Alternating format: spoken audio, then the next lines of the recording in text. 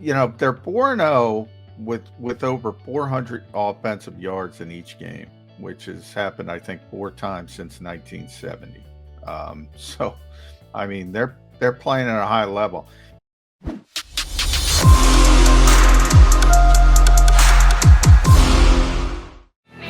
John McMullen Jody McDonald here with you on Birds 365. Day after the Eagles extend their winning streak. If you carry over last year, well, you got to add the Dallas Cowboy game in at the end of the year. They've been playing damn good football, save that playoff effort against the Tampa Bay Buccaneers for a long period of time. Only 4-0 team in the National Football League. John, I'll be honest, I wondered about this coming in. I wasn't real, oh my God, they're in trouble. But I just was intrigued by the fact that they were the only 3-0 team left in the National Football League after the Dolphins got beat on Thursday night. That maybe, just maybe, coming into this game, they'd be smelling themselves just a little bit. There was no sign of that yesterday, was there? No, well, I mean, they didn't get off to the best start, so I did think, there was a moment where people saying, "Uh-oh, maybe something's going on here." You're down 14 nothing, and then I mentioned that big 4th and 3 play where I don't know what Trevor Lawrence was thinking, but if they convert that, you're really up against it. Um, so I think there was a moment, and Nick Sirianni talked about it. You know, I was the one who asked him the question. It was like he admitted we haven't faced adversity. He said a little bit in Detroit, but um, we really haven't faced a lot of adversity. So that was the first time they got punched in the mouth, so to speak, and they recovered, and they recovered in a big way.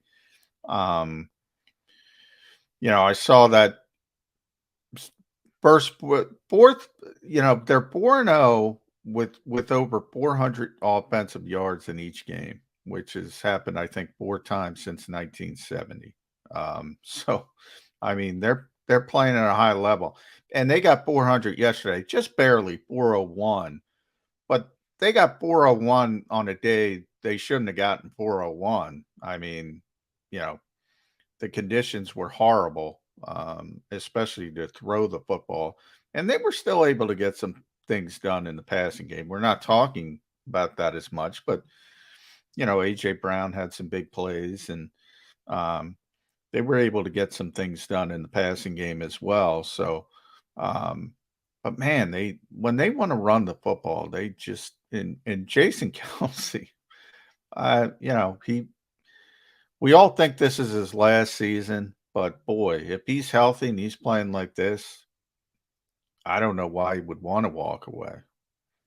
Here's the question I have for you about the comp of the Eagles' offenses compared to their defense.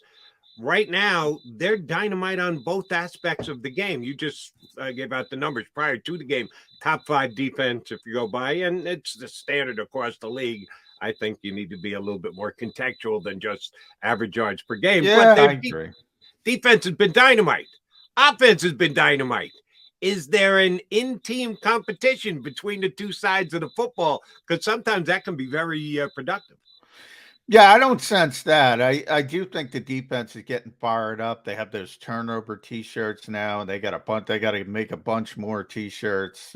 We've seen that at the college level with the turnover chains and things like that, and they're really, circling like sharks at times. I know a lot of. I got the Jordan Davis questions today because I think he only played 17 snaps. Now, I think they only had 40. I got to look up those numbers real quick. The defense was only out there for 42 snaps, I believe. So, 17 is what he's been normally playing from a percentage standpoint. Um, but I do think, and I go back, you and I discussed this back in the off season. I was concerned that people might not realize what Jordan Davis's impact is because it doesn't show up on the stat sheet a lot. You saw the big stuff.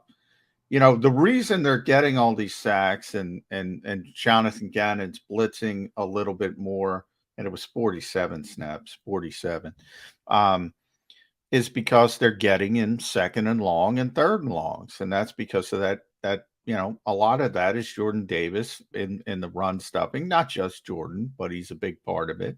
And all of a sudden, I always say if you're 3rd and 3, Jody, you're not, by and large, you're not going to blitz that much, especially when you're playing a veteran quarterback. Maybe that changes a little bit against Trevor Lawrence, but a veteran quarterback who's sound and savvy and they know what's coming, you can blitz on 3rd and 3. It's not going to be successful that much. 3rd and 10, 3rd and 12, if you're behind the sticks, that's a whole different ball game. And that's what the Eagles are doing. And it's enabled them to be more aggressive in these situations. And they've been producing. And not just yesterday with the turnovers, but as a whole, I would imagine they're going to be number 1 in turnover ratio now after 4 weeks. They've had a ton of sacks. What more do people want? They're going to be top 5. I don't know. How much better contextually can you produce in the modern NFL than this defense is producing? Let me ask you about Jordan Davis, and you gave the amount of snaps. They were still a little short for me. And I readily admit, I'm sitting on my couch watching the game. I'm not down there. I'm not watching practice. I'm not an NFL coach, but he seems to be affecting the game on almost every single play that he's in there. Now, again, I thought Fletcher Cox, who I think ended up with like 1 combined tackle yesterday, didn't show up on the stats. Seemed to me like Fletcher was involved mightily yesterday and had a really good, solid game. He played a lot of snaps. They stuck with Hargrave and Fletcher for most of the game yesterday on the inside. But it seemed to me like Davis had maybe his best game so far. And again, he's not playing near as many snaps as either Hargrave or Cox. Is that the way it's going to stay all year? Yeah, Fletch and Javon continue to play the way they're playing. It's the same thing with Nakobe Dean. People ask the same question. Nakobe's not getting on the field if TJ Edwards and Kaiser White continue to play like TJ Edwards and Kaiser White are playing. Now, it's a little bit lesser with Jordan because he plays, but Fletcher and Javon are playing at a high level after week 1, at least. And if they continue to play, now the good as veteran players, post 30 players, maybe that doesn't sustain itself over 17 games. And then you have Jordan Davis sort of having this ramp up period. He played more than Milton Williams, which he typically doesn't do. Now, Milton was dealing with a bit of a knee injury, so maybe that affected it, and Marlon Tuipulotu as well. So he actually played more than those guys. Now the snaps aren't because they were only out there for 47. Davis was at 17, so 36%. Williams was at 13. Tuipulotu was at 12. So actually, from a contextual standpoint, he's playing a little bit more. He's going a little bit up. They just weren't on the field because they were so dominant offensively. That part of it's not a bad thing. But as long as Fletcher Cox and Javon Hargrave play like they're playing, yeah, this is a luxury. You can afford to let Jordan Davis, stick his toes in the pool before he dives in. Now, in a lot of other situations, where you don't have players like that, you got to throw a rookie in the deep end of the pool, and then you have the startup cost and they're probably, more mistakes but you live with it because you don't have anybody else. Right now, the Eagles are deep and they got veteran players performing. So it's the best of both worlds. Johnny Mac, this came down over the weekend, so I need your take on it. It's something that isn't immediately reflective of the Philadelphia Eagles, but it could come to it at some point. The whole Tua Tagovailoa thing from Thursday night. The follow-up from the Sunday before, went against Buffalo. After you got pushed to the ground, you could tell he hit his head, got up, tried to walk, stumbled badly. They took him back to the locker room, and then he came back out and played in a game. He gets cleared to play in a short week. Thursday night, hits his head again. The really disturbing video of him on the ground with his fingers, and he couldn't even move. So there was a lot of fallout from that, and people questioning the NFL, the Dolphins for even playing Tua Tagovailoa. Well, the NFL and the NFLPA reacted. The NFLPA fired the independent neurologist who cleared him to play, which was within their rights. That's how they do that. If it's a hiring by both the league and the NFLPA, then either side has the right to fire the individual. Oh, the NFLPA came out and immediately fired the guy. So the two sides met and came together with a pretty damn quick plan to change the way they're going to handle concussion protocol going forward. My head, Jody. Okay, let me at least explain it before I give you the chance to. I'm not shaking my head at you. I'm shaking my head at them. But go ahead. Sorry. The only thing I'll give them positively is the fact that they reacted quickly, and it is a reaction, not a proaction. That they are now going to have individuals who can judge while the game is ongoing if there is any kind of major mobility issue, that a player gets up and is wobbly, that they can be designated for complete non-return. You're out. You're done for the day. Head to the locker room, even if you're completely fine, past any other concussion protocols they had in place previously. Guy is immediately told you can no longer play. They are doing it for the protection of the player, at least on the NFL side. They're doing it on protection of themselves so they don't get sued for concussions thereafter. We know that's also in play. Johnny Mac, here's what I fear. And just tell me that I'm way overreacting to this. We will start to hear complaints. Oh, yeah. From fans. Oh, yeah. That see a player get up and stumble and go, review him. Go to review. Get him out of the game. If it's the other team's star quarterback, I saw him. He took a misstep. He should be out of the game. He's got a potential concussion. Get him back to the locker room. While trying to close a loophole, I think they've opened a potential loophole that could be major issues down the road. Yeah, the NFL isn't bad at a lot of things, but they are really bad at unintended consequences. Really bad. Yeah, I mean, this is absurd. This is absurd the way they kowtow to social media. Look, what they essentially said, and I put this on Twitter, Jody, is, immediate Twitter reaction is more valuable than doctors, independent doctors. This is an absurd overreaction. Now, here's the problem with the Tua situation. In the NFL, and it's not transparent. That's the problem. Now, if any of these morons on Twitter, and I'm going to say morons on Twitter, think they know more about concussions than doctors, than neurologists, I mean, if you have that kind of ego and hubris in your life to believe that you know more and you understand this better than these people, so the problem comes down with the transparency. You said Miami cleared. He was cleared. He was cleared by an independent neurologist. Independent, as you mentioned, the key word in that sentence. Yeah. So when you talk about, and Nick Sirianni defaults to this as well, he's not the expert. He's got to listen to his medical people. So if somebody's cleared, they're cleared. You play them, you don't play them, whatever. But they're cleared. And that was the case with Tua.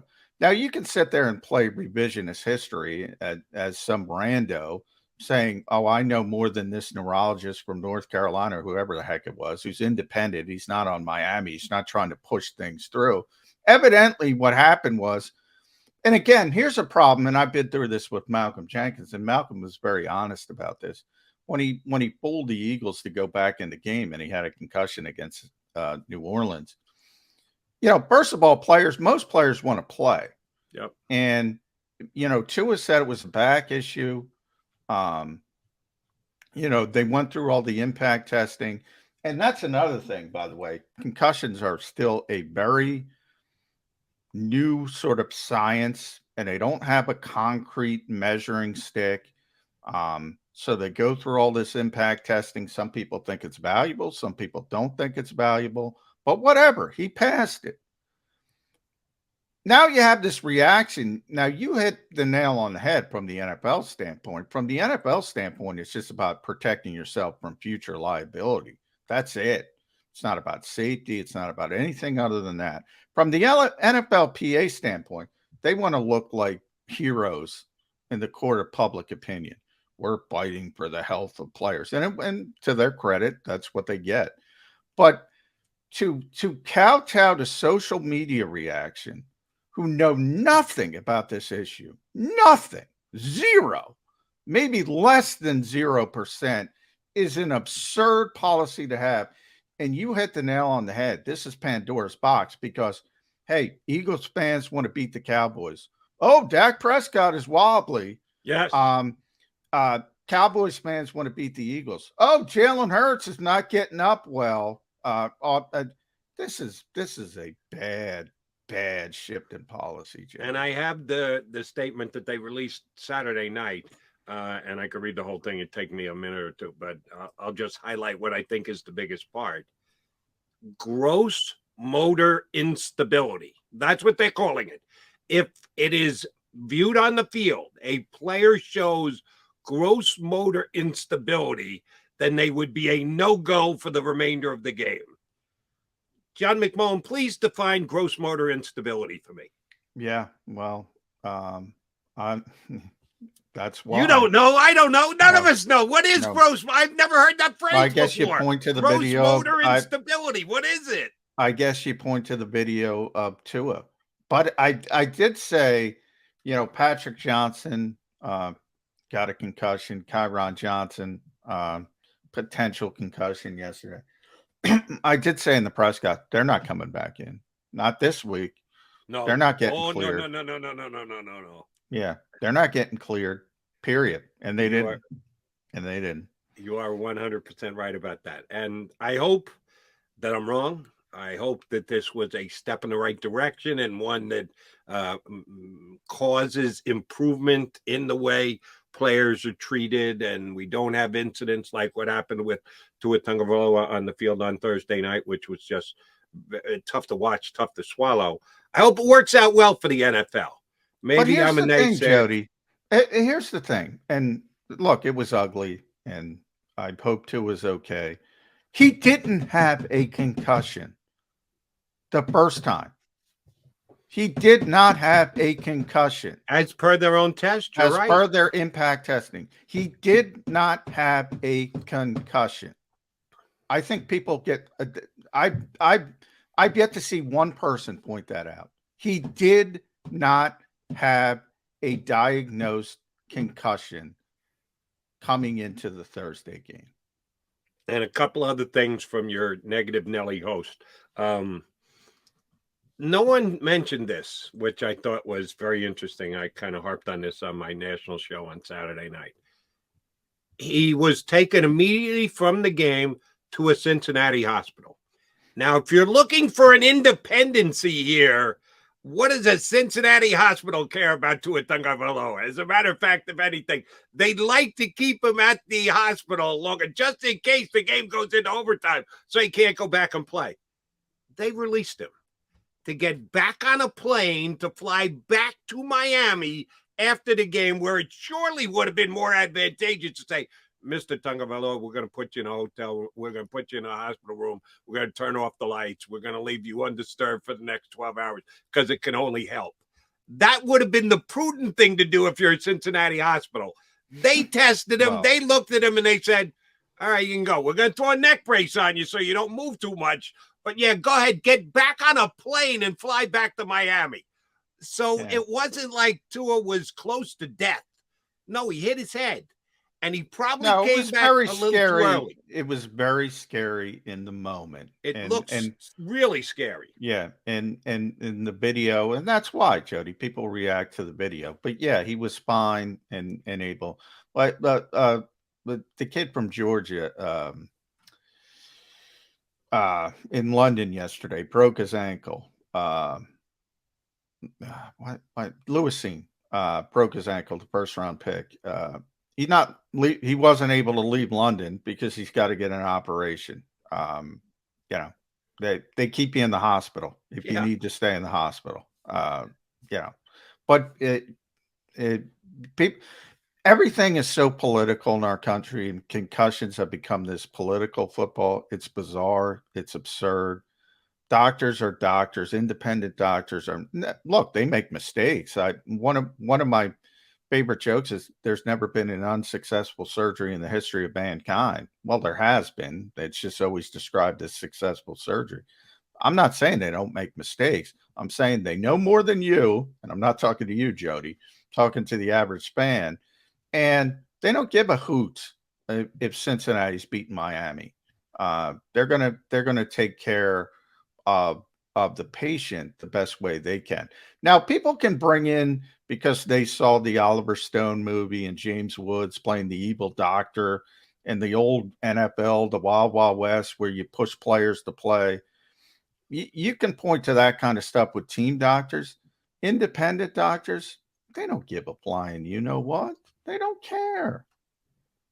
And the other pushback I got when this story broke on Saturday night was, oh, it's Thursday night. That's the problem. They can't play games on Thursday. You can't have it's the evil owners of the National Football League teams who are Well, that I agree with, but for different reasons. I hate Thursday football. Well, you can hate it all you want, but I'll say this exactly what I said on Saturday night. If you put it to a vote of the NFL players, if you told them, listen, Thursday night generates, let's go with a small 3% of the overall revenue. You know, Amazon is paying millions, sneaking up on billions of dollars to have that property on Thursday nights.